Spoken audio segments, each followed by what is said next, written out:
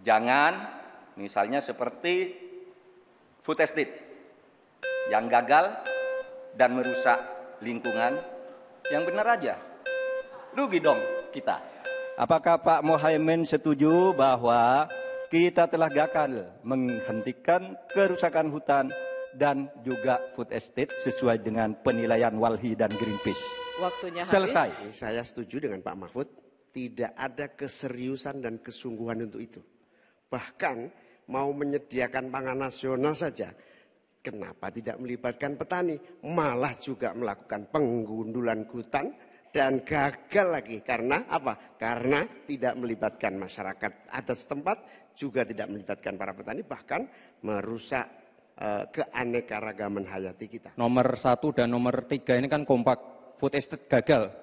Saya tegaskan sekali lagi, Pak. Memang ada yang gagal, tapi ada yang berhasil juga, yang sudah panen. Misalnya di Gunung Mas, Kalteng, itu sudah panen jagung, singkong.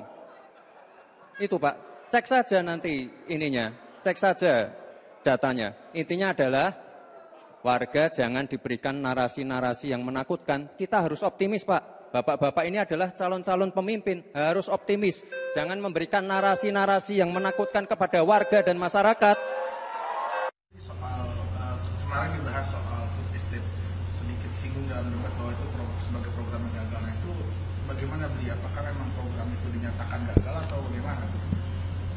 Kebijakan food estate itu kan untuk merespon situasi yang kita hadapi ya. Kita tahu bahwa situasi perekonomian dunia saat ini tidak baik-baik saja ya. Ada yang kita sebut ancaman krisis pangan.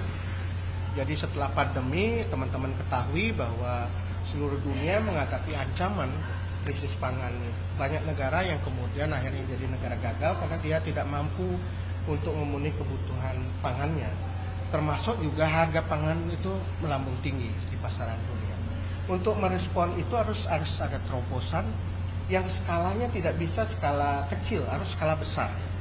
Dan itulah sebabnya mengapa kemudian Bapak Presiden mendorong untuk merespon dampak pandemi dan kemudian munculnya situasi krisis pangan itu dengan kebijakan lumbung pangan.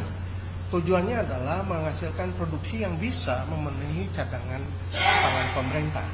Sehingga kemampuan kita untuk mandiri dari sisi pangan itu bisa tercukupi, tidak perlu impor, tidak perlu tergantung dari negara-negara lain, termasuk ketika harganya cukup tinggi. Ya. Nah itulah sebabnya mengapa kebijakan lumbung pangan itu kemudian dicoba dibangun untuk merespon itu. Nah dalam implementasinya kan tentu perlu ada evaluasi ya, perbaikan-perbaikan, penyempurnaan itu terus berjalan ya, supaya apa yang menjadi cita-cita, menjadi tujuan dari kebijakan itu tercapai. Jadi tidak bisa dikatakan juga gagal berarti, tapi memang terus dievaluasi. Iya, harus dievaluasi terus karena tentu diimplementasinya perlu ada beberapa hal yang sifatnya kompleks yang perlu dilakukan penyempurnaan.